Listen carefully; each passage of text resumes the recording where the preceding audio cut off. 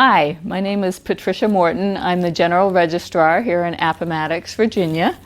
And the purposes of this video today is to help you vote. Our goal is to help every eligible voter in Appomattox get registered and vote in the November 3rd election. I'd like to thank Kathy Bloodworth and the others at the Jamerson Library for producing this video and helping us get the word out about what's going on. So, first is, how do you find us? We're located at 367 Virginia Avenue. Our parking lot is right across from the Methodist Church parking lot. If you need to call us, we're at 434-352-5302. If you need to send us something in the mail, we're P.O. Box 8 in Appomattox 24522. And you can also email us. And that one's a long one, govote011 at appomattoxcountyva.gov. So, this video is going to cover 3 topics: registration, the different ways you can cast your ballot, and then what's going to be on our ballots this fall. So, the first is registration. You have 3 ways to register to vote. One is to register online through the elections website. That is elections.virginia.gov. And to do that, you need your driver's license handy because you will have to enter your driver's license information. What that does is that pulls up your signature from your driver's license file, which then makes it a complete application for us.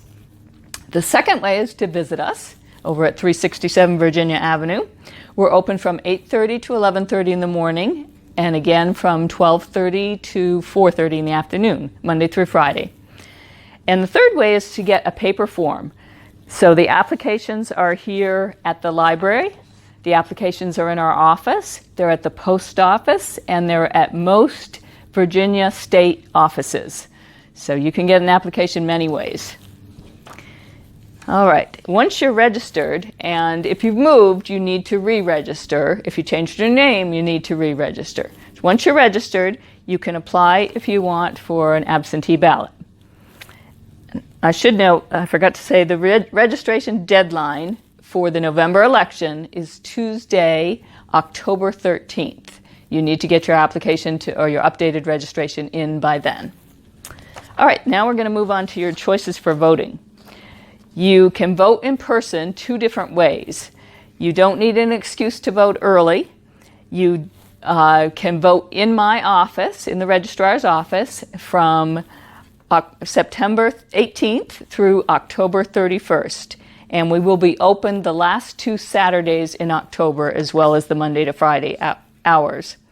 And we're happy to help voters vote out at your car. If you are worried about the pandemic and you don't want to go into any building, you don't want to vote by mail, just come visit us and we'll help you out at your car. There's 2 spaces right by the door. Just pull up and toot your horn and we can hear it. The second way to vote in person is to vote on Tuesday, November 3rd at your precinct as normal.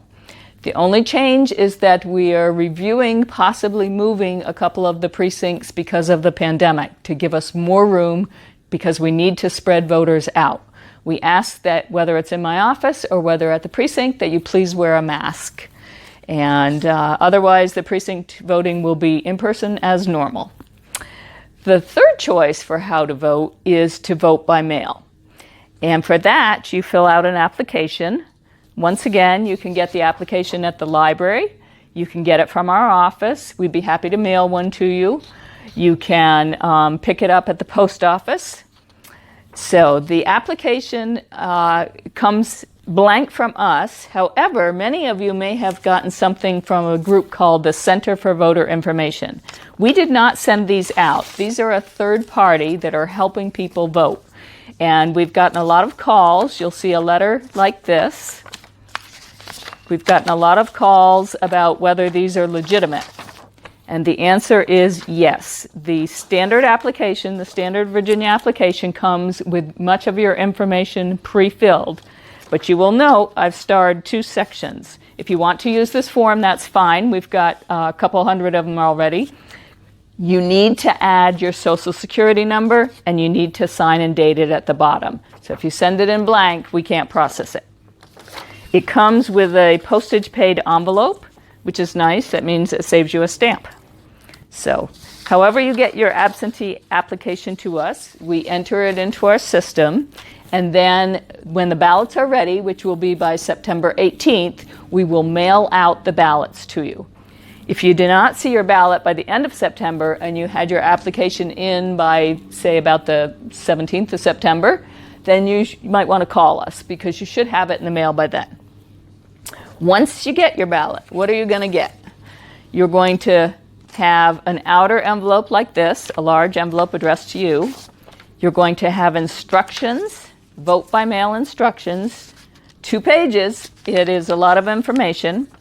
You're going to have your ballot inside envelope A and a ballot return inner envelope B. This is also called the oath envelope. And the purpose of this is to make sure that you are voting your ballot.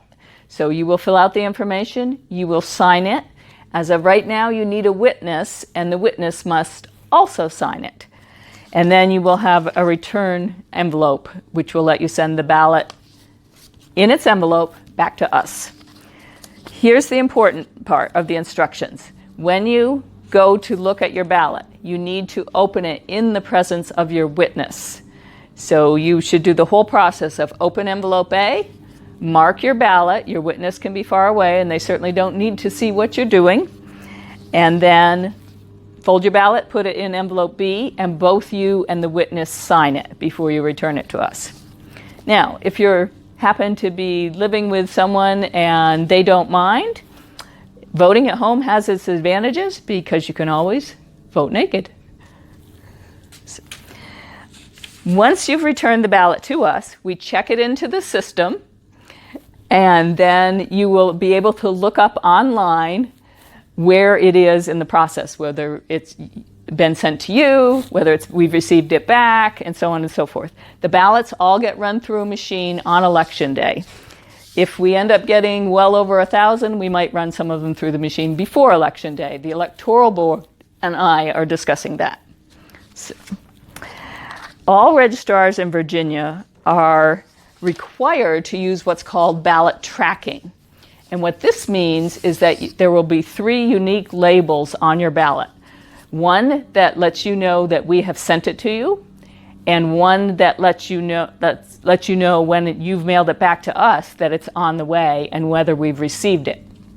So this is important in terms of being able to track your ballot if you choose to mail it back. And we encourage people to mail it back early. Technically, you have up till Election Day to mail it, but I would not rely on that the way the post office is going these days. And our mail all goes down to Greensboro, North Carolina, as you may know.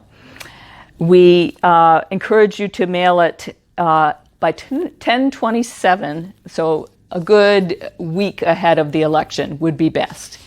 If it's getting close and you don't want to chance it with the mail, you can drop your own ballot off at our office, but you cannot drop off anyone else's ballot. That's important. We're going to ask you when you bring your ballot back if it's yours. So if you want to, if someone, say, is in a nursing home, they can put it in the mail carrier, and that's fine, but they cannot hand it to their daughter, for example, to bring it back. That is not acceptable. So, again, we can also go out to the car. So if you're worried about mailing it and you don't want to come into the building, get a ride, if you can, to the polls, to the office, and we will come out to the car and say, is this your ballot? And we will take it from you and we will process it as normal. So in the June primaries, we had a fair number of ballots that were sent in late. And the primary reason for a few votes not getting counted is that they were mailed too late. The laws have changed in favor of the voter, and you do have up until Election Day, like I said, to mail it. However, it must be received by us through the mail by noon on Friday after the election. And that's not a lot of time, depending on how busy the processing centers are. So again, please mail it early. Now, the last thing is what's going to be on the ballot this November. Well, just so you know, we are not allowed to read off the ballot to someone. If you wish to see a sample ballot when the time comes, which would be September 18th, you're welcome to come see one in my office, but we can't describe it to you over the phone. But I can tell you the general offices. So there's going to be president and vice president, and those are voted in combination. There's going to be U.S. Senator, U.S. House of Representatives, and then there are also 2 proposed constitutional amendments this time on the ballot.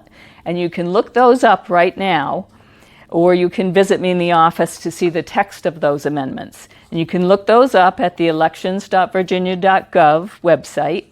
Kathy will give you more details on the Facebook page, and we'll give you more details on our website page for the County Voter Registrar's Office.